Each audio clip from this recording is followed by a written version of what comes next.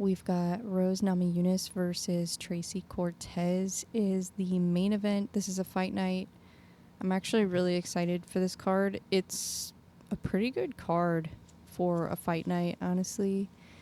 And I'm a big Rose Namajunas fan, so of course I'm excited about that. She is the reason that I am so passionate about MMA, because I was inspired by her career and I was inspired by her winning the title and fighting Joanna and all that stuff. So I don't know, I feel like a lot of the new fans don't really know Rose's career like before COVID. Like there's a lot of new fans that came in like right around COVID. I actually really like this fight. I think this will be a more competitive fight than Macy Barber. I think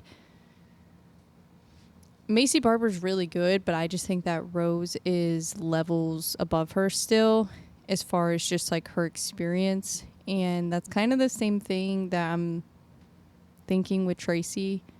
Honestly, I mean, I think Tracy's really good. She definitely has power. She has good wrestling. But I think Rose just has better footwork, better boxing. I think she's just a better overall martial artist. So I think that also just her experience. Another thing to consider when you're doing your picks for this card is to remember that this card is in Denver. So they are fighting at elevation, which is going to have an effect on their cardio. And it's a real thing. Like, I remember when I went to Breckenridge, I had to use my inhaler like as soon as we got there.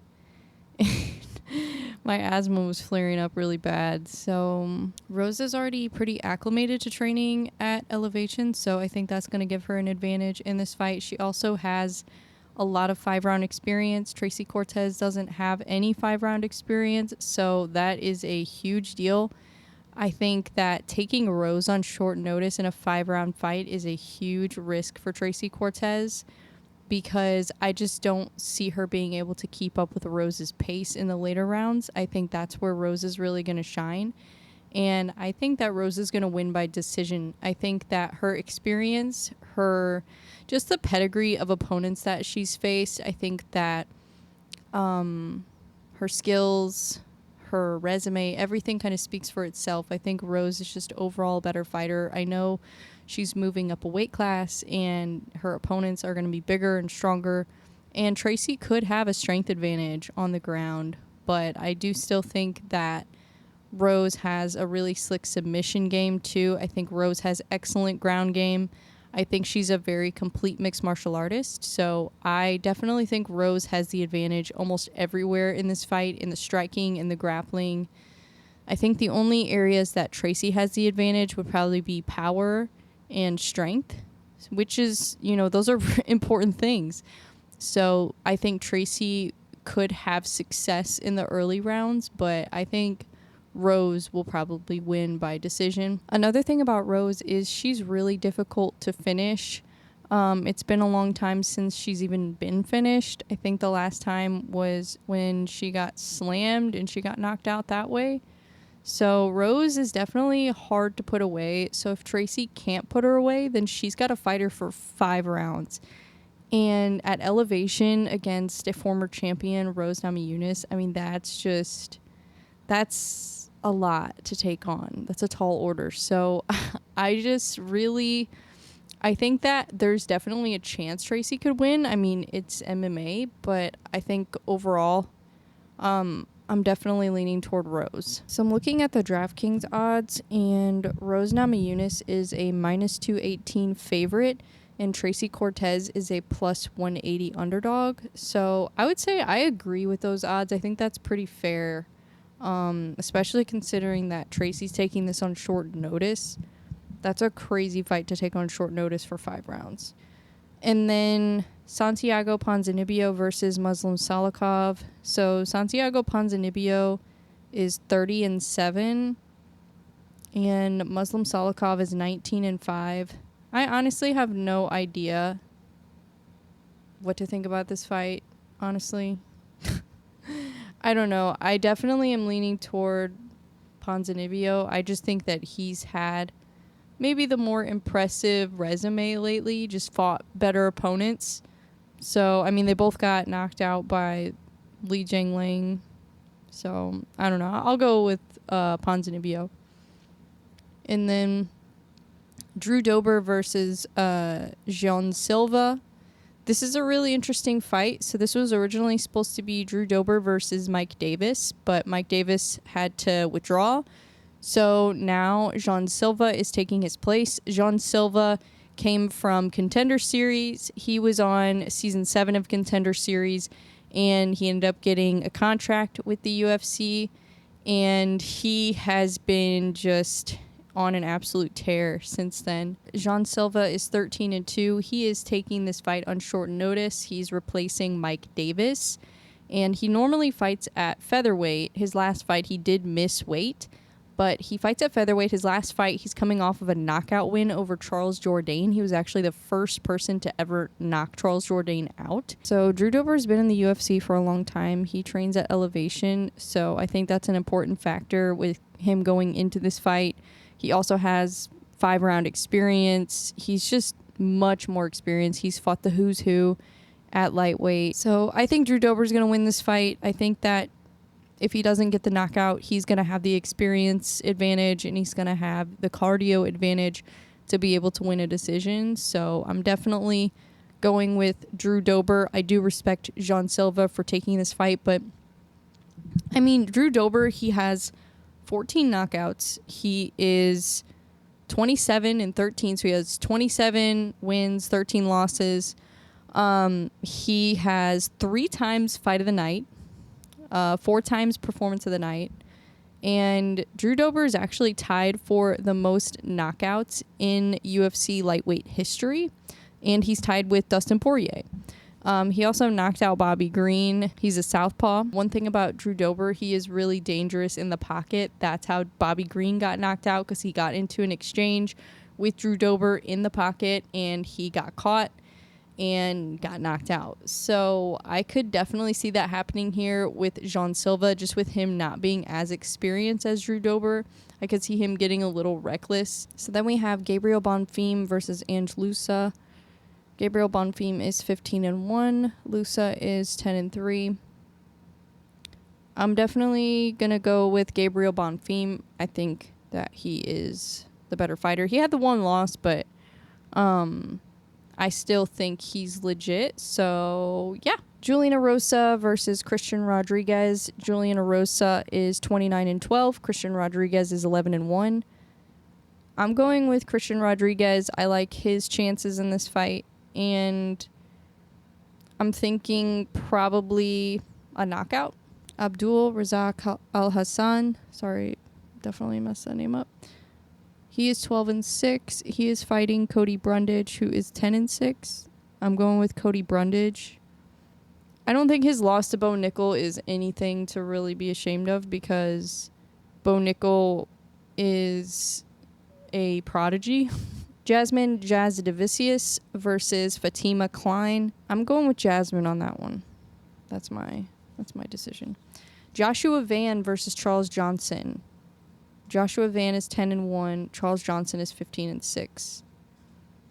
I'm going with Charles Johnson, not just because I'm from St. Louis, because I'm looking at these odds. So Joshua Van is a -205 favorite. Charles Johnson is +170 underdog. What? How is he an underdog in this fight? Like, I mean, I know Joshua Van is good, but where's the respect? Charles Johnson had a great performance against Jake Hadley. Charles Johnson's opponents have been way tougher than Joshua Van's. It blows my mind. Then we have Luana Santos versus Maria Agapova. Maria Agapova is a pretty big underdog in this fight. I like her as an underdog. I don't know, something about her personality is just fun. I just like watching her fight. She's entertaining. So I'm going with Maria Agapova on that one. And then Josh Fremd versus Andre Petrosky. I'm going with Andre Petrosky. I think he's really good. I think he's just had some challenging matchups. Montel Jackson versus Damon Blackshear. I'm going with Damon Blackshear. He got that twister. I think that was last year. And then I looked on Instagram today and I saw that Evan Elder is fighting Darius Flowers on the UFC Denver card. So I'm really excited about that because I feel like it's been a while since Evan Elder has fought. Obviously, he's from St. Louis, so it's really exciting to see him. He's out in Vegas now and training at Syndicate MMA. So I'm excited to see how he's going to implement the things that he's picked up there, because I think this will be his first fight since he started training at Syndicate MMA. So that's really exciting. I'm really excited to see this fight. I think this is a very winnable fight for Evan Elder. It's not an easy fight, though. It's definitely a tough fight. Darius Flowers has a lot of experience. But Evan Elder, he's battle tested. I know that he has what it takes to, push it to the limit if he needs to. So I definitely like Evan Elder's chances in this fight, and I'm very excited to see it. So I saw that they just announced O'Malley versus Dvalishvili for the Sphere. So that's exciting. That's a fun fight. I actually really like Merab's chances in that fight. I've never picked against O'Malley ever, but I think so the only time that I've ever picked against O'Malley was when he was fighting Petr Yan, and this will be the second time that I'm going to pick against O'Malley because I think Merab Dvalishvili is going to beat Sean O'Malley. I don't know how he's going to beat him. I would think probably a decision, but I think he's going to win.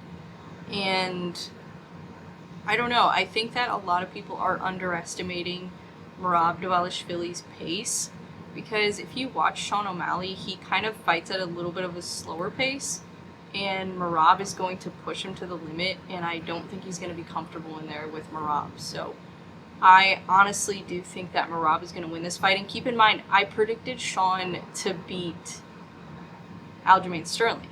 So I actually think Merab is better than Aljamain. I just don't think we've seen his prime yet. I think that he is now kind of getting into his prime. His performance against Henry Cejudo was incredible. So I just think that, I think we're going to see a more evolved version of Merab as he continues to fight. So I'm really excited about this one. I think that we're going to see an elevated version of Merab. I think that he's going to clean up some things in his game. And I think that we are going to see him as champion material in this fight. So I honestly have no idea what's going to happen at 155. I'm kind of tired of it. I'm kind of tired of 155 right now. It's kind of annoying me because we got Conor doing his whole thing. We got Islam. Does he want to move up to 170? Does he not? I don't know. Arman is suspended now. Like, what is going on? You know what they should do? They should have Max Holloway and Volkanovski fight a fourth time for the interim 155. Speaking of 155, though, they just announced Benoit Saint Denis versus Renato Moicano. And a lot of people are picking Benoit, but I actually like Renato's chances in this fight. I like this fight for Renato. Here's the thing. And I picked Jalen Turner to beat Renato, so I'm being honest. So, and sorry, Renato, but I honestly thought Jalen was gonna beat you. I'm sorry.